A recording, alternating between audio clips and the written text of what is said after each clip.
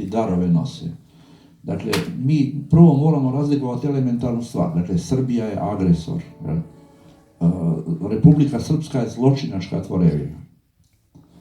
On, ako bi htio, ako on hoće, ja sam to u Banja Luci rekao njemu, dakle, ako želi dati i on je za entitet, pa neka ga da.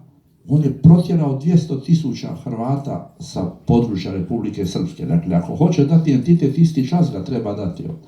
Prema tome, to su političke floskule, recimo to tako blago, gdje mačka miševima važe sir.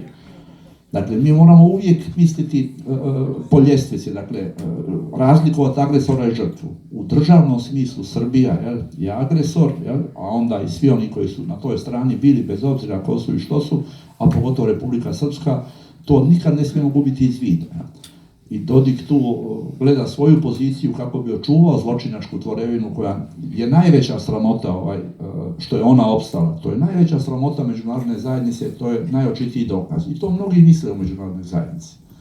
A onda kad naime hrvatski entitet smo izgubili sa hrvatskim potpisima, to je otprilike kao prodate auto koji vrijedi 10.000 eura za 100 eura i sad tražite za godinu dan vratiti. On ti ga neće vratiti, ne?